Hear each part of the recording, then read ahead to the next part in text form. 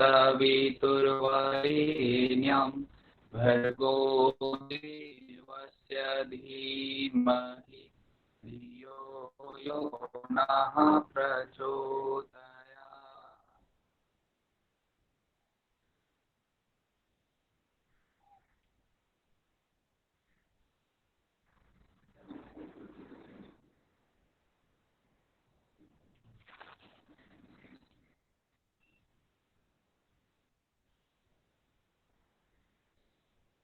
तो सबसे पहले हम लोग प्रारंभ करते हैं। कल जो हमने देखा था सारी चीजें, टाइप्स ऑफ बैरियर, इसके बारे में हमने एक डिस्कस किया था, किस किस तरह के बैरियर्स हो सकते हैं। और ये एक जनरल, मतलब मैं यहाँ पर आपको एक दूसरे दूसरे और डिफरेंट डिफरेंट तरीकों से बैरियर की बातें की गई हैं, तो उन सभी तरीकों से हम लोग ज़्यादा से ज़्यादा तरीकों से बात करने की कोशिश करेंगे कि किस किस तरीके से बैरियर की बात की जा सकती है। लेकिन हमें मुख्य रूप से क्या समझना है, हर एक पॉइंट को समझना है। जैसे लैंग्वेज बैरियर है तो इसका क्या मतलब है, इमोशनल बैरियर है तो इसका क्या मतलब, क्योंकि वो ऐसा नहीं पूछते कि इसके अंदर क्या है, वह एक घटना को देंगे, उस घटना को पूछेंगे कि यह बैरियर किस तरीके का बैरियर आपको है, तो उसे आपको समझकर और उसके हिसाब से आपको आंसर करना होगा वहां पर। अब जैसे कि एक अलग टाइप से अगर हम लोग बैरियर को डिफाइन करने की कोशिश करें तो ऑर्गेनाइजेशनल बैरियर के रूप में एक बैरियर को हम लोग डिफाइन कर सकते हैं। अब यहाँ पर जो ऑर्गेनाइजेशनल बैरियर है वो क्या चीज है, तो किसी भी ऑर्गेनाइजेशन में अगर कहने का क्या मतलब है कि ऑर्गेनाइजेशन में कोई भी प्रॉब्लम आ रहा है तो इसका मतलब क्या हो रहा है कि कम्युनिकेशन जैसा होना चाहिए वैसा कम्युनिकेशन वहां पर नहीं हो पा रहा है। तो जो कम्युनिकेशन में प्रॉब्लम आ रहा है, या फिर जैसे सीईओ ने कोई मैसेज दिया नीचे तक पहुंचाने के लिए और वह सही तरीके से लोगों तक नहीं पहुंच पाया, डायरेक्टर ने कुछ मैसेज दिया सभी तक पहुंचाने के लिए, वह सही तरीके से नहीं पहुंच पाया, तो इसका मतलब क्या है कि ये सारे बैरियर्स हैं किसके, तो ये आपको जो मैसेज हैं उसको सेंडर से रिसीवर तक पहुंचने में बैरियर है, यानी जो जो जिन तक पहुंचना चाहिए था इसी कारण वहां नहीं पहुंच पाया। तो उसके कारण क्या क्या हो सकते हैं, उसमें size of organisation, organisational barrier ये कहलाएंगे। ऑर्गेनाइजेशन का बहुत बड़ा साइज है तो हो सकता है उसके कारण तक तो पहुंच पाया मैसेज और कुछ पार्ट से नहीं पहुंच, तो साइज ऑफ ऑर्गेनाइजेशन भी एक कारण हो सकता है ऑर्गेनाइजेशनल बैरियर का। हाँ, अगर आपने बहुत अच्छे से डेवलप कर रखा है सिस्टम सारी चीजें तो ये इसकी संभावनाएं कम होंगी, लेकिन जितना बड़ा ऑर्गेनाइजेशन होगा उसके लिए ऑर्गेनाइजेशन बैरियर की संभावनाएं उतनी ही ज्यादा होते चली जाएंगी। कर्मचारियों के बीच भौतिक दूरी, फिजिकल डिस्टेंस जितना ज्यादा होगा उतना ज्यादा ऑर्गेनाइजेशनल बैरियर होगा। फिजिकल डिस्टेंस का कहने का क्या मतलब है कि जैसे एक व्यक्ति कहीं और ऑर्गेनाइजेशन में कहीं और प्रेजेंट है और दूसरा कहीं और प्रेजेंट है, और वह अपने मैसेज को फोन या किसी के माध्यम से उसे समझाने की कोशिश कर रहा है, तो हो सकता है कि वह उतने अच्छे तरीके से उस मैसेज को ना समझ पाए जितने अच्छे तरीके से उसे समझना चाहिए। तो ये सारी चीजें भी वहां पर कभी कभी बैरियर के रूप में काम करती हैं।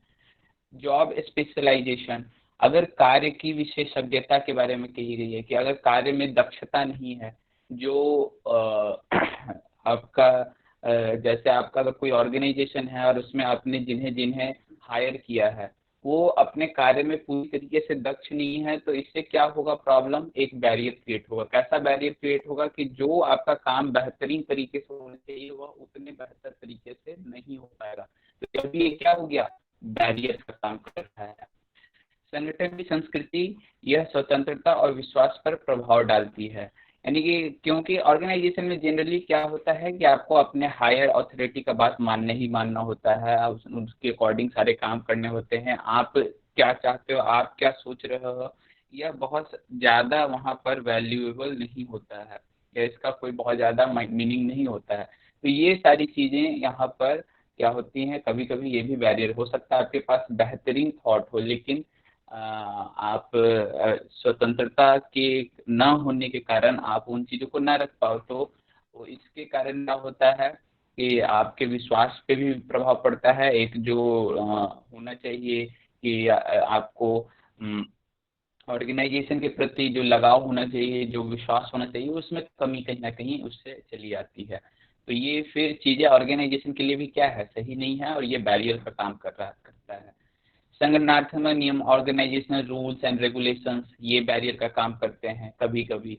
ये ऐसा नहीं कि हर जगह बैरियर हैं, लेकिन ये कहीं कहीं बैरियर का काम करते हैं, कभी-कभी ये बेहतरीन स्ट्रक्चर भी दे पाते हैं। तो लेकिन ये कभी-कभी करते हैं, इसलिए इसे भी बैरियर के इसमें रखा गया है।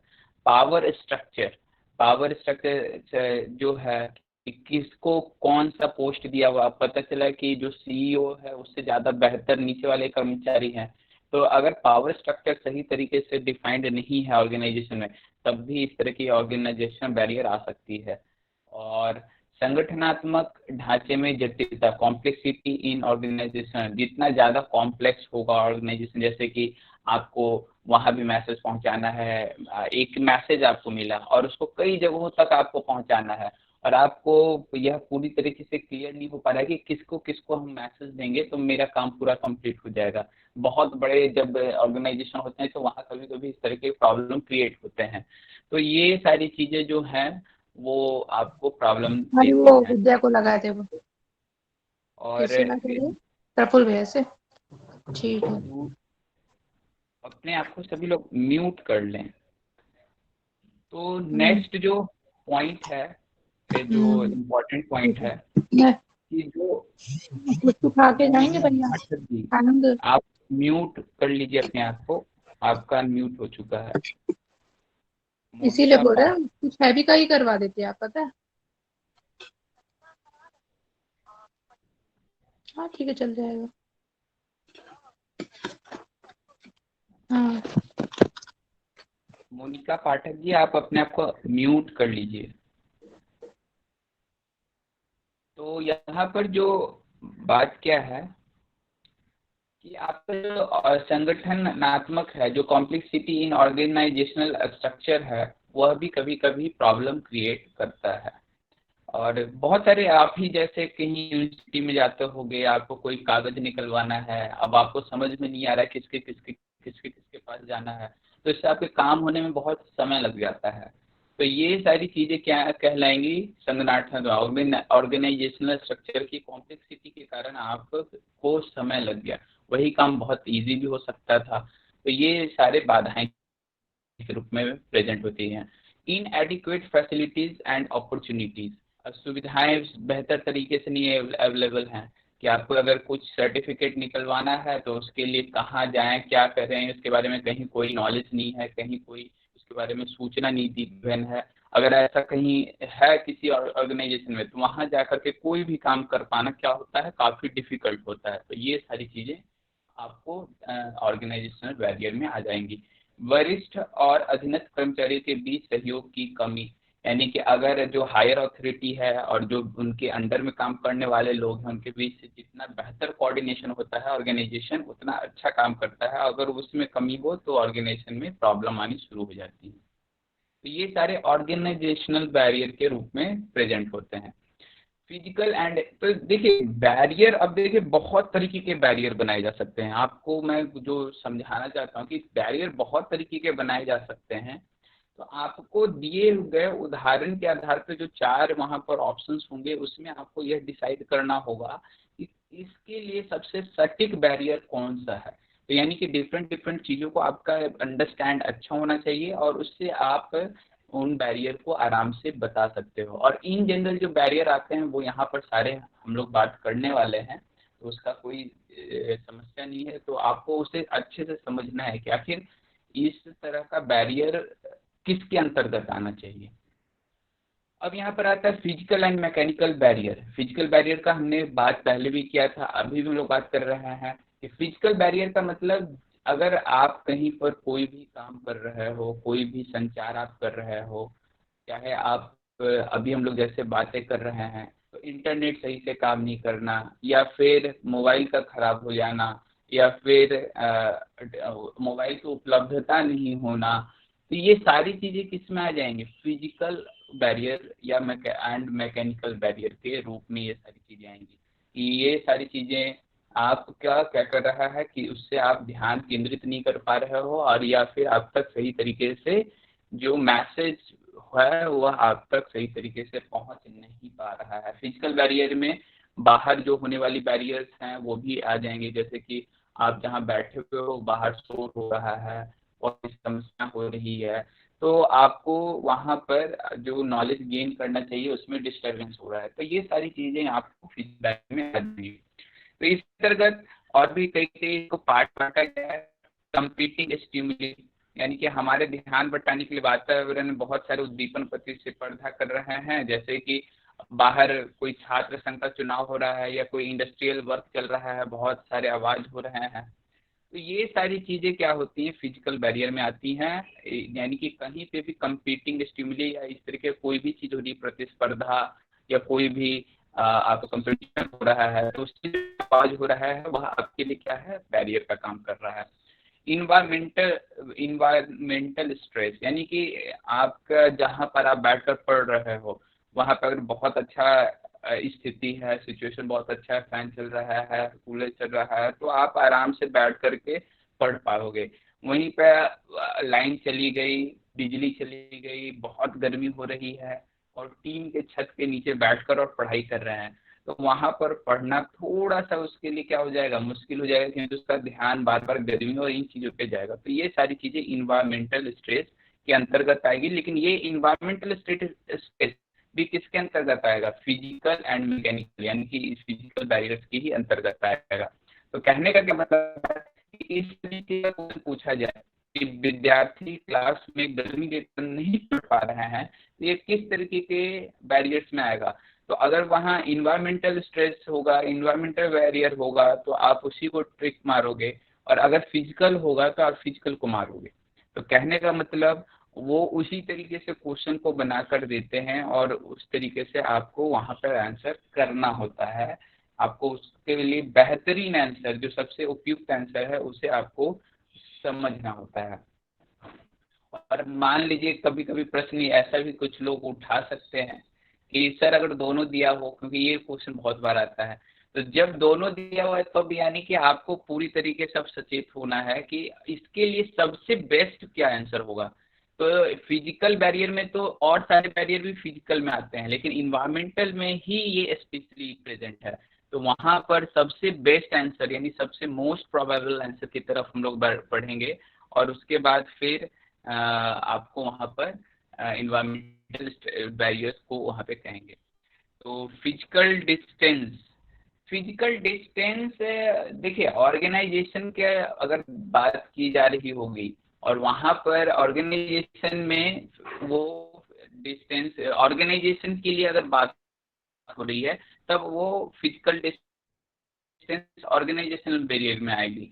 और अगर आपको कहीं बाहर की बात की जा रही है, कहीं दूसरी जगह की बात की जा रही है, तो वहां पर यानी कि आपको समय और कहाँ की बात की जा रही है उसके आधार पर आपको डिसाइड करना होगा। आप एग्जैक्टली किसी को भी किसी में नहीं डाल सकते हो कि ये है तो पक्का यही है। ये हो सकता है कि ऑर्गेनाइजेशन की बात ना होकर के कहीं और की बात हो रही है, तो वहां पे आप ऑर्गेनाइजेशन बैरियर तो कहोगे नहीं। तो वो कहाँ की बात हो रही है स्पेशली उसके बेसिस बैरियर में आता है। तो इस तरीके से आपको, और वहां पर आप अगर बेहतर तरीके से सोचोगे तो उसका आंसर आपको समझ में भी आएगा।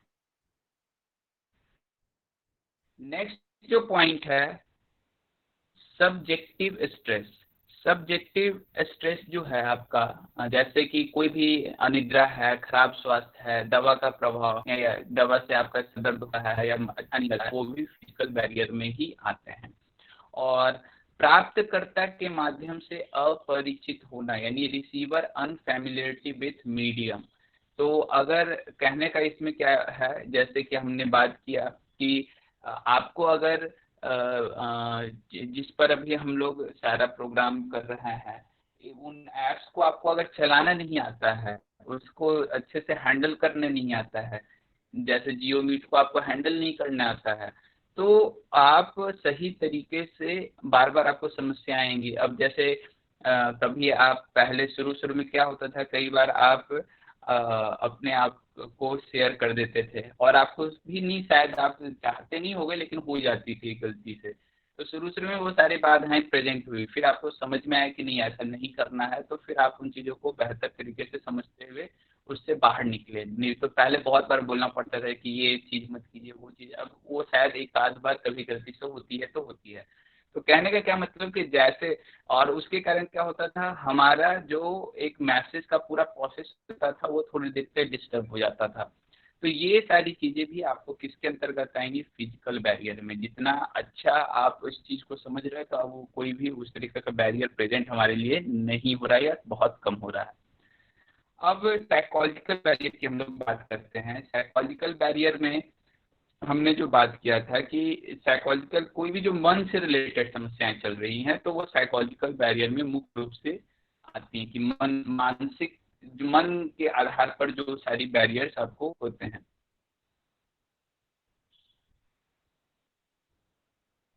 ओके, कोई बात नहीं, तो हम लोग आगे देखते हैं। जो भी बैरियर है, बढ़िया है कि आप लोग अब खुद से रिलेट कर पा रहे हो और बहुत अच्छी चीज़ें हैं कि आप जितना रिलेट कर पाओगे उतना जल्दी आप इन चीज़ों को समझ जाओगे और आंसर उतना ज़्यादा बेहतर हो पाएगा। अपने प्रेजेंट लाइफ से आप जितना ज़्यादा इन चीज़ों को रिलेट करोगे या फिर इन टर्म्स का यूज़ करना शुरू करोगे। कहीं कुछ है तो यार मेरे साइकोलॉजिकल बैरियर हो गया था इसलिए मैं तुझसे नहीं बात कर पाया। तो अब क्या है, वहाँ पर सामने वाले भी सोचेगा कि क्या बात कर रहा है, क्या है, कैसे, क्या चीज़ है। तो ये बहुत अच्छा तरीका है अपने सब्जेक्ट को बेहतर करने का। तो चलिए आगे हम लोग बढ़ते हैं। साइकोलॉजिकल बैरियर की अगर हम लोग बात करें तो इसमें जैसे सबसे पहला फ्रेम ऑफ रेफरेंस, यानी कि कहने का क्या मतलब है कि जैसे दो व्यक्ति हैं। अब दो व्यक्ति अगर बात कर रहे हैं आपको, और दोनों व्यक्ति किसी एक टॉपिक के ऊपर बोल रहे हैं, बात कर रहे हैं, जैसे मान लीजिए टीचिंग, व्हाट इज टीचिंग।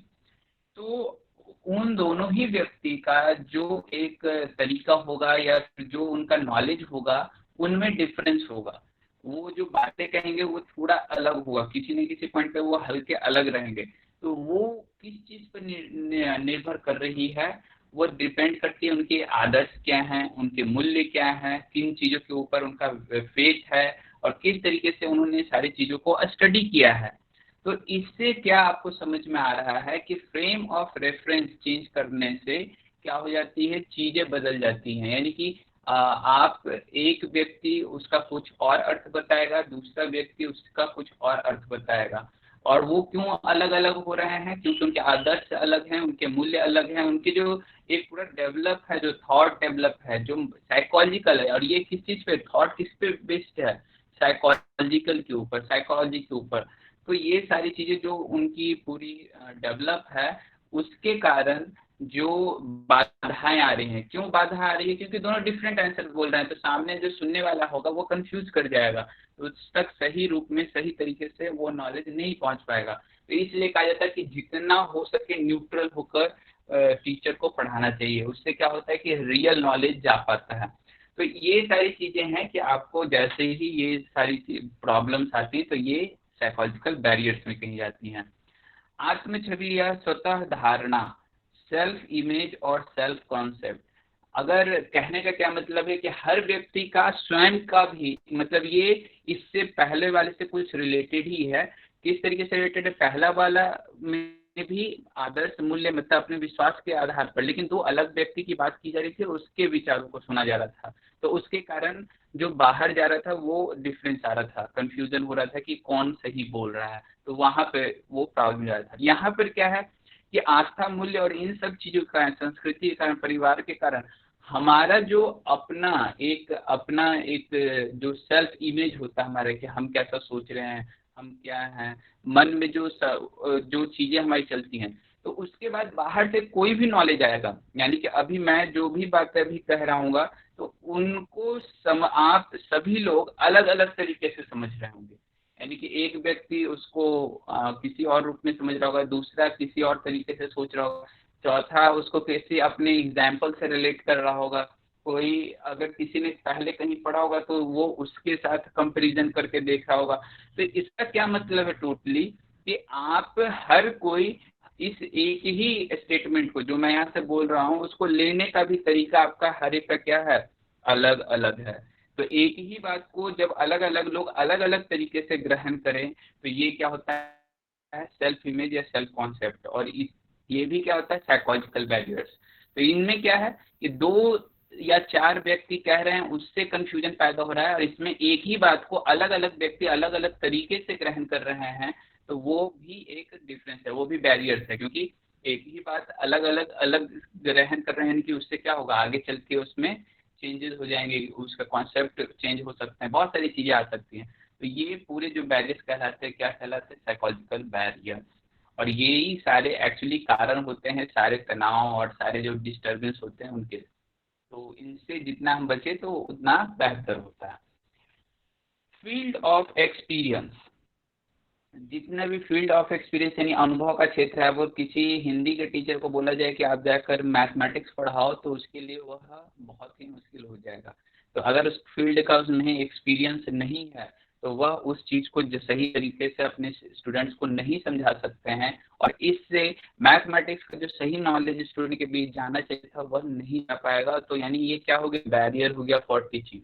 तो ये बैरियर भी किसके अंतर्गत आता है, साइकोलॉजिकल बैरियर के अंतर्गत आता है, क्योंकि आप उसके हिसाब से रेडी नहीं है। संज्ञानात्मक, अब संज्ञानात्मक क्या है कि आपका जो संज्ञान किसी भी चीज को ग्रहण करने की जो क्षमता कहलाती है, कि आपको किस तरीके से आप उसे ग्रहण कर रहे हो, उसमें क्या होता है, डिफरेंस होता है। अब जैसे कहने का मतलब है, एक एग्जाम्पल यहाँ पे जैसे लिखा है कि एक रैगिंग के विरुद्ध कोई पोस्टर लगाया गया कि रैगिंग नहीं होना है, इस तरीके से बहुत सारी चीज। तो एक शरारती जो अगर कोई होगा जो जिसे जो पसंद करता हो कि रैगिंग हो, ये सारी चीज, तो वह चाहे कितना ही क्यों ना समझे कि ये सही पोस्टर है या कुछ भी, लेकिन फिर भी उसका प्रतिक्रिया जो आएगा कि यार ये सही नहीं है, या हम लोग के ऊपर अत्याचार किया जा रहा है, ऐसे किया जा रहा है, वो किया जा रहा है, हम लोग हमारी तो रैगिंग हो गई लेकिन अब हम नहीं कर सकते हैं, तो ये कैसे संभव।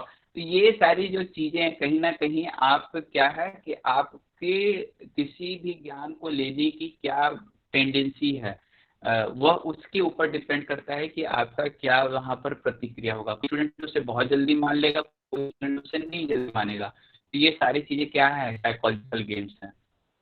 उसके बाद मानसिक डर या बचाव की मुद्रा, मेंटल फियर और डिफेंसिव पोस्चरिंग, इसके कारण कभी कभी नहीं बहुत सा बार, कई बार क्या होता है कि बहुत अच्छे अच्छे स्टूडेंट फंस जाते हैं और बेचारे होते हैं बड़े भोले हैं। और उसका कारण क्या होता है फंसने का, कि वो डरते बहुत हैं। और डर कैसा, जैसे कि क्लास में कुछ हड़कंप हुआ या किसी ने कुछ बदमाशी कर दी और अचानक से टीचर अंदर आया, तो जो सीधा साधा स्टूडेंट होगा, तो मान लीजिए कि उसने किया नहीं, क्योंकि वो क्लास में है, तो टीचर तो सारे से ऊपर सबसे आएगा, तो वो डरेगा सबसे ज्यादा कि यार मैं तो किया भी नहीं और मेरे ऊपर इल्जाम भी ना आ जाए। और इसके कारण उसको डर ज्यादा सताएगा उसके रिस्पेक्ट में, जो कि सारी चीज काम के पीछे जो मेन बच्चा होगा। तो इससे क्या होगा कि जो उसके भाव होंगे वो चेंज होंगे, और ये भाव से क्या हो सकता है कि टीचर को उल्टा अनुमान हो जाए कि यार कहीं इसी ने तो नहीं किया है, क्योंकि ये डर रहा है, क्योंकि डर आ रहा है इसका मतलब कि आपके करने की संभावना ज्यादा है। इस तरीके से ये जो डर है, जो mental fear of defensive posturing होता है, उसके कारण जो संदेश होता है, जो संचार संदेश होता है, वह गलत जा सकता है टीचर तक, और वह भी इसके अंतर्गत आ गया, साइकोलॉजिकल बैरियर के अंतर्गत। तो देखिए ये सारी चीजों से शायद हम लोग सभी गुजर चुके हैं, और डिफरेंट डिफरेंट तरीके से। फिर यह एक तरह का पूर्वाग्रह है, यानी कि आप किसी परेशानी से, मान लीजिए कि एक जैसे शिक्षक किसी छात्र को बहुत अच्छा मानता है और किसी छात्र को खराब मानता है, तो मान लीजिए कोई भी बदमाशी हुई, तो शिक्षक का मान लीजिए अच्छे जिसे वो बहुत अच्छा मान रहा है या जिसे वो मान रहा है कि यह नहीं करेगा ये काम, तो उसके ऊपर वह शक क्या करेगा, बहुत कम करेगा। और जिसको विश्वास रहता है कि नहीं ये सबसे ज्यादा बदमाश है, इसीलिए क्या होगा, इसका संभावना सबसे ज्यादा है, तो उसके होने की संभावना क्या रहती है, हमेशा सबसे ज्यादा होती है।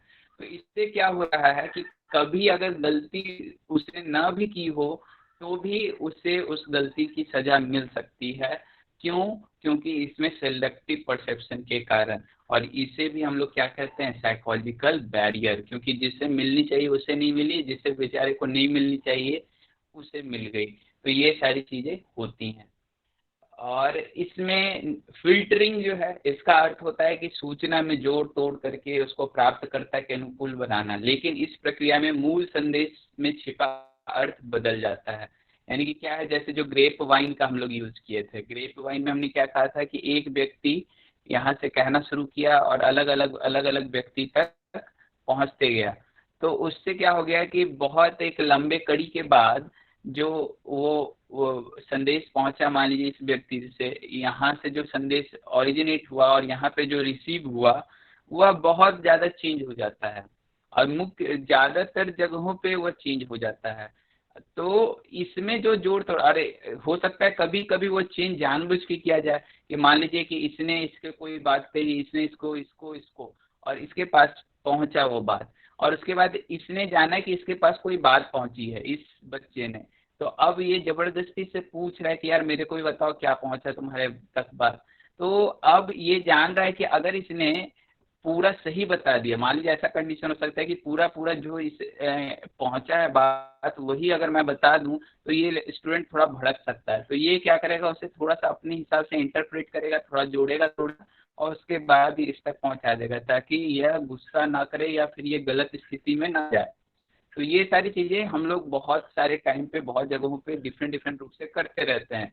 तो ये क्या कहलाता है, फिल्टरिंग, यानी कि आपने उसको सामने वाले के अकॉर्डिंग है। ये एक अच्छा उद्देश्य वाला बच्चा होगा तब तो ऐसा करेगा, और अगर भड़काने वाला बच्चा होगा, तो अगर कोई अच्छा नॉलेज भी होगा तो उसको थोड़ा सा मसाला लगा करके कुछ अलग तरीके से पेश करेगा, ताकि सामने वाला व्यक्ति और भड़के। तो जो कि समाचार है, न्यूज है, ये सब में ज्यादातर किया जाता है।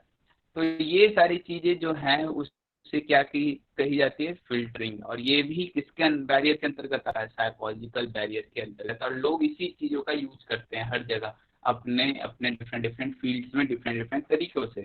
शायद हम लोग भी कहीं कहीं करते होंगे। तो ये सारी चीजें आप समझ सकते हैं बेहतर। नेक्स्ट जो है, लिंग्विस्टिक एंड कल्चरल बैरियर्स, जो आपका भाषा से संबंधित या संस्कृति से संबंधित जो बैरियर्स होते हैं वो क्या क्या होते हैं। तो जो सेमेंटिक बैरियर्स हमने पढ़ा था, जिसमें कि अर्थ हम बेहतर तरीके से नहीं समझ पा रहे हैं, तो ये सेमेंटिक बैरियर जो होता है वो एक्चुअल में लिंग्विस्टिक बैरियर के ही अंतर्गत आता है, भाषा संबंधी बैरियर या फिर कल्चरल बैरियर। तो मुख्य रूप से ये लिंग्विस्टिक बैरियर के ही अंतर्गत आता है, सिमेंटिक बैरियर्स। तो सिमेंटिक बैरियर्स किसे कहा था हमने, कि जो एग्जैक्ट मीनिंग समझाना चाह रहा है टीचर, स्टूडेंट उसे उस रूप में ना समझ पा रहा हो, या फिर पूरी तरीके से नहीं समझ पा रहा हो। तो इसके कई कारण हो सकते हैं कि टीचर उसे किसी उर्दू में बोल रहा है और स्टूडेंट को उर्दू सही से पता नहीं है, थोड़ा बहुत पता है, तो वह उन सभी बातों को उस तरीके से नहीं पकड़ पाएगा जिस तरीके से उसे समझना चाहिए। तो इससे क्या हो जाएगा कि जो उसका रियल अर्थ वहाँ तक नहीं पहुँच पाएगा। तो बहुत सारी चीजें इसमें हो सकती हैं, भाषा के कारण हो सकता है, और या फिर जो अगल बगल की परिस्थितियों के कारण हो सकता है। तो ओवरऑल उसे उसका वास्तविक अर्थ या वास्तविक संदेश जो है, जो वास्तविक संदेश अर्थ है, वह उसी रूप में उसे नहीं प्राप्त होकर दोषपूर्ण रूप में अगर प्राप्त हो रहा है, तो उसे ये क्या कहते हैं, सिमेंटिक बैरियर। नेक्स्ट पॉइंट की बात करें, हाई और लो कॉन्टेक्स्ट, तो ये भी बड़ा सही है। अगर किसी भी बात को समझाने के लिए पूरा एक प्रारूप बनाया जाए, पूरा संदर्भ बनाया जाए, उसके लिए पूरा सही तरीके से कोशिश किया जाए कि क्या क्या किया जा सकता है, क्या नहीं किया जा सकता है। यानी कि आपको पूरी तरीके से जैसे कि एक टॉपिक को समझाने के पहले पूरा एक अच्छे से फिलॉसफी बताई जाए, उसके कई कहानियों के माध्यम से और फिर डिफरेंट चीज़ों के माध्यम से आपको पहले उसे समझाने की कोशिश की जाए ज़्यादा से ज़्यादा शब्दों में, उसके बाद मेन बात पे पहुंचा जाए, तो उसे कहते हैं हाई कॉन्टेक्स्ट। यानी कि आपको काफ़ी ज़्यादा एक बात को समझाने के लिए काफ़ी अच्छे तरीके से डिफरेंट डिफरेंट माध्यम का यूज़ करते हुए उस बात को आपको समझाया गया। और मान मान लीजिए कि आपको समरी उसका प्रेजेंट करना है, यानी उसे क्या कहेंगे, लो कॉन्टेक्स्ट, यानी कि बहुत सारी चीजों को आप कम से कम शब्दों में, न्यूनतम शब्दों में अपने संदेश को पहुंचाना चाह रहे हो, यानी कि आपके पास सिर्फ बोला गया कि सिर्फ 2 लाइन में आप अपने संदेश को बोल दीजिए, तो इसे क्या कहा जाता है, लो कॉन्टेक्स्ट। तो ये सारी जो है, अगर हाई कॉन्टेक्स्ट और लो कॉन्टेक्स्ट के कारण सही तरीके से अगर मैसेज नहीं पहुंच पाया, तो उसे हम लोग क्या कहेंगे, लिंग्विस्टिक बैरियर या कल्चर बैरियर के अंतर्गत ये आ जाएंगे।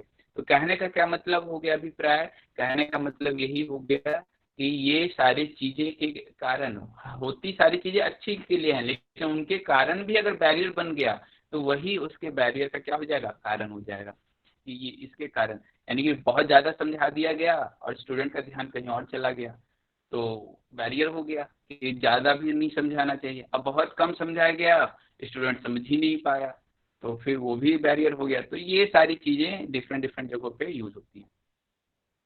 नेक्स्ट अगर बात की जाए, क्रॉस कल्चरल बैरियर्स, यानी कि आप एक किसी और संस्कृति से हैं, दूसरा किसी और संस्कृति से है, तो इसमें क्या हो सकता है कि आप में मतभेद हो सकता है किसी बात को लेकर के, या किसी चीजों को लेकर के, संवाद को लेकर के, या हो सकता है कि मान लीजिए इंडिया में किसी बात को किसी और तरीके से लिया जाता है और आउटसाइड ऑफ इंडिया में वही शब्द किसी और रूप में लोग उसे लेते हों। तो अगर वो दोनों लोग आपस में मिलेंगे तो वही शब्द आपस में क्या हो जाएगा, मतभेद का कारण हो सकता है। तो इसका मतलब जबकि वो मतभेद का कारण होना नहीं चाहिए, क्योंकि वह अपने हिसाब से सही है, आप अपने हिसाब से सही हो, लेकिन जो एक अलग मानसिकता है जो दोनों की उस चीज को लेकर के, उन शब्दों को लेकर के, तो वो वहां पे क्या कर रहा है, प्रॉब्लम क्रिएट कर रहा है। और वो शब्द, तो वहां पर क्या होता है कि अलग अलग कल्चर के जब लोग कम्युनिकेट करते हैं, तो वहां पर इस तरह की प्रॉब्लम आ जाती है। तो इस तरीके के प्रॉब्लम को क्रॉस कल्चरल कम्युनिकेशन कहते हैं। तो ये कल्चरल में आ गया ये मुख्य रूप से। Insufficient knowledge of a language, तो भाषा का अगर अल्प ज्ञान है तो आप कुछ भी किसी को भी बताओगे तो हो सकता है कि आप सही तरीके से ना बता पाओ। जैसे मान लीजिए अभी हम इंग्लिश सीख रहे हैं और जाकर बोलना शुरू कर दिए, अब बोलना शुरू कर दिए, अब हम कुछ का कुछ बोल के चले आए, हमें पता ही नहीं कि हमने क्या बोला है। अब वहाँ पे लोग कुछ का कुछ और समझ लिए, तो बहुत बड़ा प्रॉब्लम क्रिएट हो सकता है। और ऐसी स्थिति में ये जो है, मैसेज जाना कुछ और था, वो चला कुछ और गया। तो ये सारी चीजें क्या हो गए, बैरियर्स हो गए। और कल्चरल डिफरेंसेस, तो कल्चरल डिफरेंसेस भी आपको आ जाता है कि विभिन्न, यहाँ पे ऐसे क्रॉस कल्चरल डिफरेंसेस और कल्चरल डिफरेंसेस जो हैं उसमें सिंपल ये डिफरेंस है कि क्रॉस कल्चरल मतलब दो कल्चर की बात कर रहे हैं, और यहाँ पे भी वैसे दो कल्चर की बात कर रहे हैं, तो देखना पड़ेगा थोड़ा। वैसे लगभग लगभग दोनों कल्चरल डिफरेंसेस में ही आएंगे, तो ज़्यादा इनमें डिफरेंस मेरे को दिखा नहीं, मैंने जैसा इसको देखा पढ़ा तो।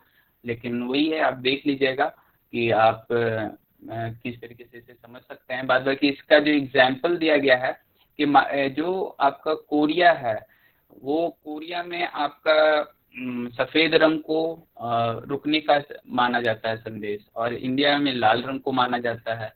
तो इसके कारण समस्या पैदा हो सकती है। तो मान लीजिए कि एक इंडिया का व्यक्ति वहां गया, हाँ ये यानी कि हो गया कि दो व्यक्तियों के बीच बात हो रही है, चलिए ठीक है, ये हो गया दो व्यक्तियों के बीच जब बात हो रही, संवाद हो रही है, तब उनके संवाद में आपस में क्या हो सकती है, नॉलेज सही तरीके से ना जाए, तो इसे क्रॉस कल्चरल कहेंगे। और यहाँ पर क्या होगा कि आप कहीं और चले गए और आपकी जो नॉलेज है उसके हिसाब से कुछ और होना चाहिए। जैसे सफेद रंग पे आपको रुकना चाहिए, लाल रंग पे हमें रुकना है, सफेद पे नहीं रुकना है। तो ये जो आपको संदेश सही तरीके से आपको नहीं पहुंचेगा, और उससे आपको क्या हो जाएगी, समस्या आ जाएगी, एक्सीडेंट हो सकता है, बहुत सारी सारे समस्याएं पैदा हो सकती हैं। तो ये क्या हो गई, cultural differences.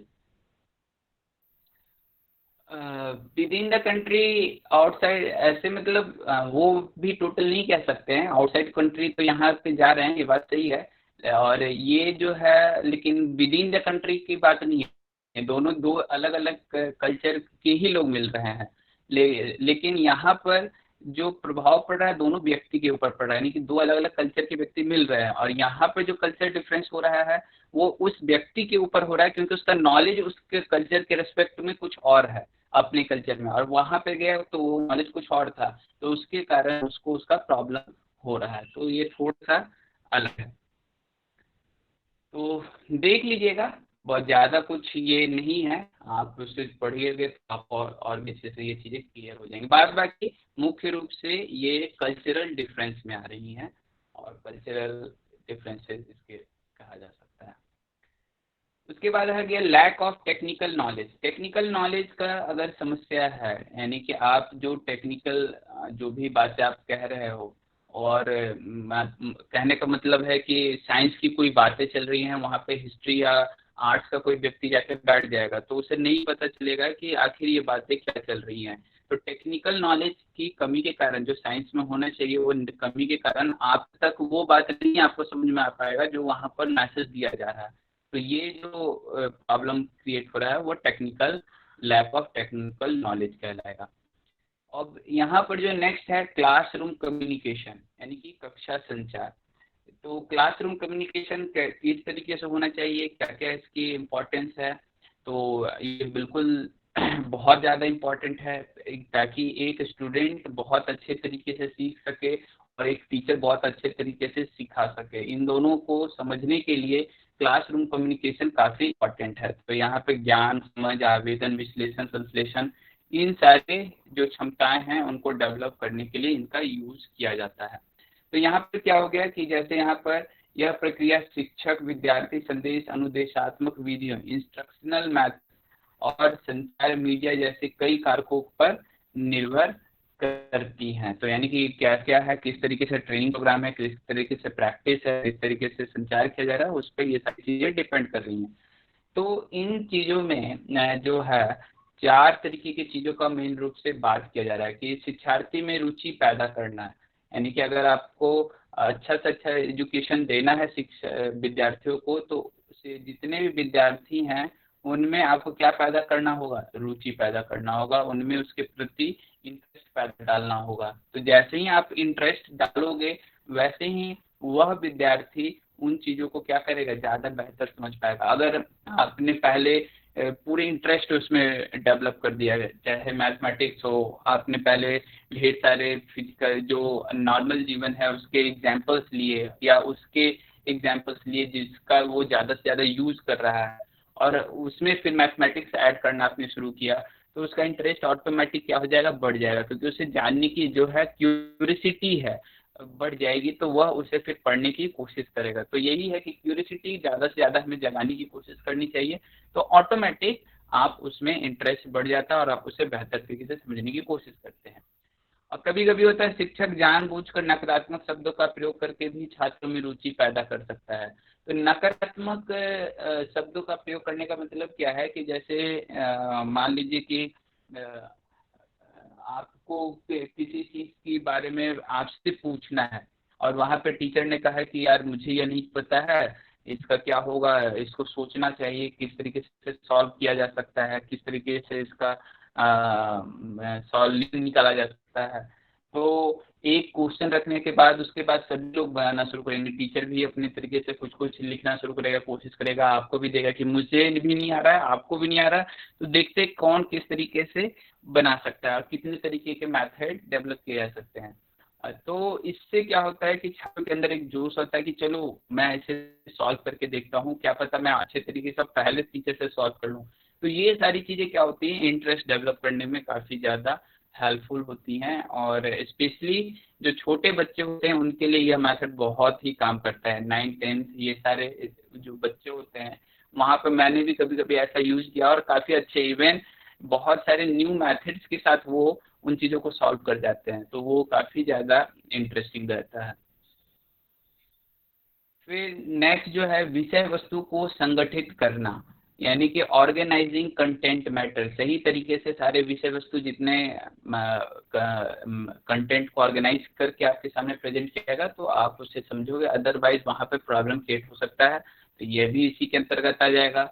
Review according to objectives, जो आपको पढ़ाया जा रहा है उसका बार बार क्या करना, रिव्यू करना कि मेन पॉइंट जो है, जो मेन पॉइंट है उसको बार बार चर्चा में लाना, बार बार उसकी बातें करना। तो इससे क्या होता है कि हमारे माइंड में वो चीज बैठते रहता है कि हाँ मेन पॉइंट क्या है, मेन पॉइंट क्या है। क्योंकि हो सकता है बहुत सारी चीजें बोलने में हम खो जाए, लेकिन मुख्य जब भी आप भी जैसे नोट्स बनाते होगे तो क्या करते हो, मेन पॉइंट को हाईलाइट करते रहते हो।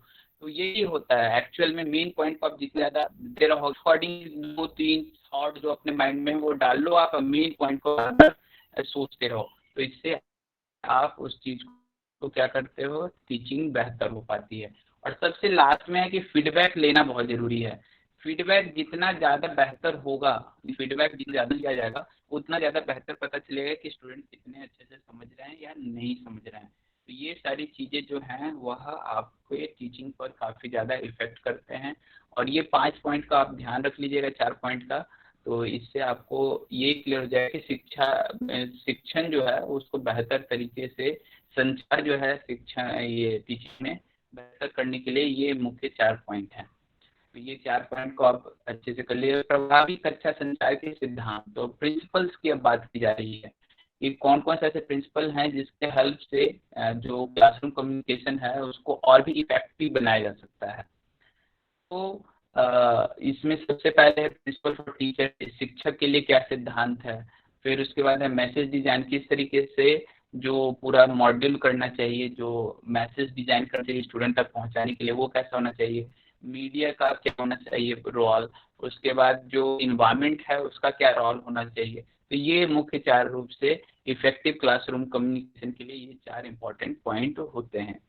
इसके बाद अगर हम लोग बात करें कि शिक्षकों के लिए सिद्धांत, सबसे पहले क्या हो गया शिक्षकों के लिए। तो पहला पॉइंट था प्रिंसिपल फॉर टीचर्स। तो टीचर्स के लिए क्या क्या सिद्धांत है कि टीचर को किन चीजों को यूज करना चाहिए।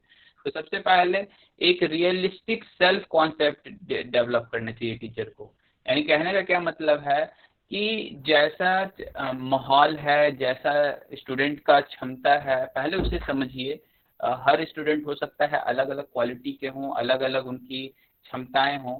तो उसके आधार पर उन्हें अपना क्या करना चाहिए, मेथड डेवलप करना चाहिए और सारी चीज़ों को उन तक पहुंचाना चाहिए। तो इससे क्या होता है कि हर एक स्टूडेंट क्लास में अटेंड कर पाता है। अगर हमें नहीं पता है कि किस स्टूडेंट का क्या स्तर है, तो इससे कहीं ना कुछ टीचिंग में क्या आती है, समस्या आती है कि अच्छे स्टूडेंट तो समझ जाते हैं लेकिन कमजोर स्टूडेंट कहीं ना कहीं कुछ फंसे रहते हैं। तो उन्हें समझना, यह एक सबसे पहला जो क्या है एक इम्पॉर्टेंट पॉइंट है किसी भी शिक्षक के लिए। दूसरा क्या है कि develop proficiency in the subject matter, यानी कि जो कुछ भी टीचर पढ़ा रहा है सॉरी, तो उसके ऊपर वह ज्यादा से ज्यादा अपनी प्रोफिशिएंसी यानी अपनी दक्षता को हासिल करने की कोशिश करे। या कहने का क्या है कि ज्यादा से ज्यादा उसके ऊपर खुद सेल्फ स्टडी करे, सारी चीजों को और भी बेहतर बनाता जाए।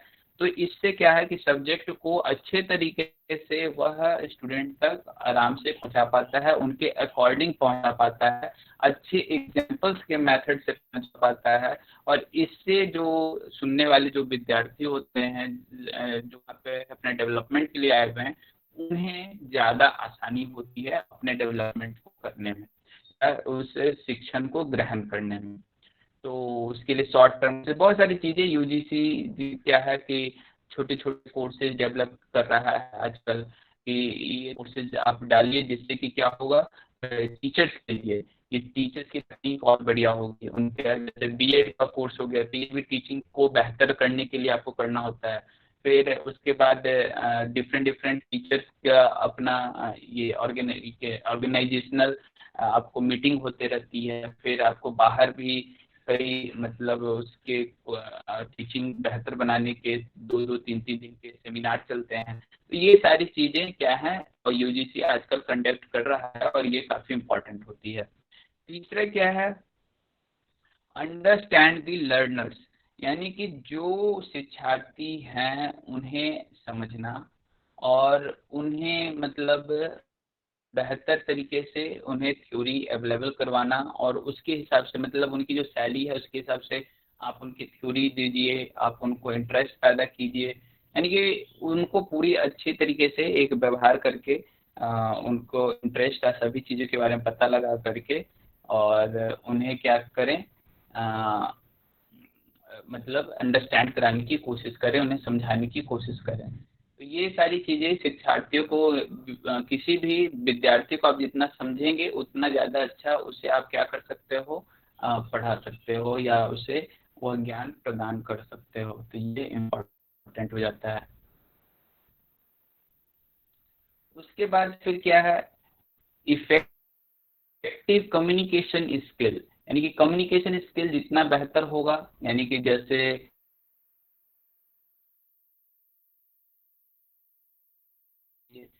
तो ये और बड़ा ही फ्लुएंट होना चाहिए, किसी तरीके से उसमें द्वंद उससे पैदा ना हो, या टीचर कुछ और कहना चाहता हो कह कुछ और रहा हो, तो ये सारी बातें ना हो। तो इससे क्या होता है, उसे क्या कहते हैं, इफेक्टिव कम्युनिकेशन स्किल, यानी कि बात से चाहे भाव का जो यूज कर रहा है वह भाव सही तरीके से उन तक पहुंच सके, जो लिखने का यूज कर रहा है, जो रिटेन वर्क कर रहा है बोर्ड पर, वह अच्छे से स्टूडेंट को समझ सके। तो ये सारी चीजें इफेक्टिव कम्युनिकेशन स्किल में आ गई। इसके बाद जो आ जाएगी शिक्षा विज्ञान, पेडागॉगी और एंड्रागॉगी। ये दोनों क्या है कि ये इम्पोर्टेंट ये है कि जो शिक्षक का एक दृष्टिकोण है और जो छात्र का जो दृष्टिकोण है, तो दोनों अपने अपने दृष्टिकोण को वहां पे रख सके। कहने का क्या मतलब है कि पहले क्या कि सिर्फ टीचर बोलते जा रहा है, स्टूडेंट को सुनते जाना है और कोई भी ज्यादा आउटपुट उनसे नहीं मिलता था इस तरीके के। लेकिन अब क्या आजकल क्या है कि छात्र केंद्रित भी है और शिक्षा केंद्रित भी है, यानी कि शिक्षक केंद्रित जो कहलाता है वो पेडागोगी कहलाता है, और जो छात्र केंद्रित होता है वो एंड्रागोगी। तो जो ये इस तरीके से जो होना चाहिए कि दोनों का प्रभाव अपनी क्लासरूम में होना चाहिए, वो टीचर अच्छे से समझाए भी और स्टूडेंट उसके साथ साथ क्वेश्चन भी कर सकता हो, सारी चीजें भी कि अपना ज़्यादा से ज़्यादा इन्वॉल्वमेंट उसमें हो टीचर के साथ उसका। तो ये जो हुआ है वो क्या करता है, कक्षा संचार जो भी सिखाना चाहता है टीचर, वह बेहतर तरीके से स्टूडेंट तक पहुंच पाता है।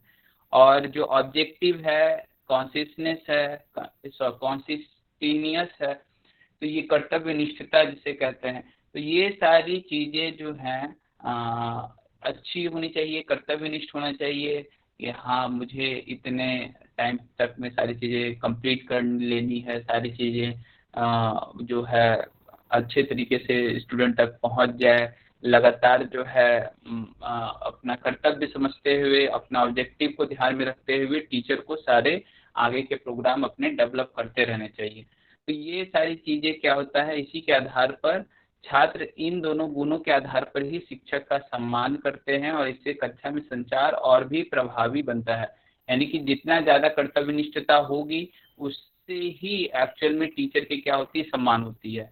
जितना ऑब्जेक्टिव बेहतर तरीके से वो गेन करते रहता है, जो यानी जिस चीज के लिए हम लोग चल रहे हैं, तो वही उसको प्रभावी बनाता है। तो ये सारी चीजें शिक्षक के लिए इम्पोर्टेंट है, और यहाँ पर ये सारी चीजें आपको ध्यान में रखनी होगी कि शिक्षक के लिए ये सारी चीजें इम्पोर्टेंट है, क्योंकि आप भी लोग भी आफ्टर सम टाइम एक टीचर बनने वाले हैं। तो ये सारी चीजें ध्यान में रखने की जरूरत है। जितना ज्यादा हम लोग इन चीजों को ध्यान में रखेंगे हम उतना ही बेहतर टीचिंग कर पाएंगे। लचीला होना, ये सारी चीजें इसमें इम्पोर्टेंट है। नेक्स्ट जो पॉइंट आता है हमारा, प्रिंसिपल फॉर मैसेज डिजाइन। तो जो सेकंड पॉइंट था जो इफेक्टिव लर्निंग के लिए, टीचिंग के लिए, तो वो क्या था कि principle of message design. Message कैसा होना चाहिए, मैसेज स्पेसिफिक होना चाहिए, मेजरेबल होना चाहिए, यानी कि clear and specific objectives message. तो विशिष्ट होना चाहिए, यानी कि स्पेसिफिक, मेजरेबल, अचीवेबल, रियलिस्टिक और टाइम फ्रेम। यानी कि कहने का क्या मतलब है कि जो कोर्स डिजाइन किया जा रहा है वो कोर्स क्या होना चाहिए, स्पेसिफिक होना चाहिए, यानी कि सब्जेक्ट जिस बात को स्टूडेंट को समझाना है उसी के ऊपर वो क्या होना चाहिए, पूरा फोकस्ड होना चाहिए, पूरा डिजाइन मटेरियल। मेजरेबल होना चाहिए कि हाँ ये जितना स्टूडेंट उसे मतलब स्टूडेंट की क्षमता को समझते हुए कि यह उतना ही समझ सकता है, तो उसके हिसाब से एक जनरल, सभी स्टूडेंट को हिसाब से जो एक जनरल आपको डिजाइन सिलेबस जो होना चाहिए उसका डिजाइन होना चाहिए। तो जैसे कि आपको सीबीएसई या सारे लोग डिजाइन करते हैं सिलेबस, तो इन सारी चीजों का वो बहुत ही खास रूप से ध्यान रखते हैं। अचीवेबल होना चाहिए, ऐसा इतना ज्यादा सिलेबस ना बना दें कि स्टूडेंट उसे कर ही ना पाए। तो ऐसा सिलेबस हो जिसे स्टूडेंट अचीव कर सके और उसे कंप्लीट कर सके। रियलिस्टिक होना चाहिए कि वो सारी चीजें क्या हो, उनके आगे आने वाले जो लाइफ है, चाहे जैसे कि आपको ये सारी चीजें क्यों पढ़नी पड़ सिलेबस में है, इसलिए हाँ बिल्कुल ग्रुप में आ जाएगी। इसलिए आपको ये इम्पोर्टेंट है, आपको दी गई है सिलेबस में, ताकि क्योंकि आप भी आगे जाकर प्रोफेसर, असिस्टेंट प्रोफेसर ये आदि बनने वाले हो, तो इसका मतलब आपको भी ये सारी चीजें क्या हैं आगे जाकर यूज होने वाली हैं। तो इसलिए आपके लिए ये पूरा रियलिस्टिक सिलेबस है। टाइम फ्रेम यानी कि जो उसका एक टाइम होना चाहिए कि इतने गिवन टाइम में आपको वो कंप्लीट कर देना है हमें। तो जो आपका पूरा है वो पीडीएफ पहले का भेजा हुआ है, अभी जो न्यू है वो आपको फिर से भेज दिया जाएगा। तो प्रॉपर सीक्वेंस, दूसरा क्या है, प्रॉपर सीक्वेंस होना चाहिए। ये सारी चीज़ें आपको समझ रहे होंगे, मेरे ख्याल से ज़्यादा इसे समझाने की ज़रूरत नहीं है। कंप्रीहेंसिव लैंग्वेज जो कुछ इंपॉर्टेंट है उसे, प्रॉपर सीक्वेंस तो बहुत आराम से आप समझ रहे होंगे कि पहले शांत पढ़ाइए फिर हार्ड की तरफ जाइए। और उसके बाद सुबोध भाषा का उपयोग, कंप्रीहेंसिव लैंग्वेज यानी कि कक्षा में ज़्यादा से ज़्यादा अच्छी भाषा का यूज करे टीचर, जिससे स्टूडेंट का मनोविज्ञान है वो अच्छा बना जाए। और उचित प्रतीक, राइट सिंबल्स का यूज करें अच्छे से, जैसे कि ऐसे सिंबल्स का यूज ना करें जो कि रिलेवेंट ना हो क्लास के लिए। तो ये सारी चीजें इंपॉर्टेंट हो जाती हैं। रिलेवेंट प्रैक्टिस यानी कि जितना जो प्रैक्टिस होना चाहिए स्टूडेंट का वो ज़्यादा से ज़्यादा, जिससे कि वो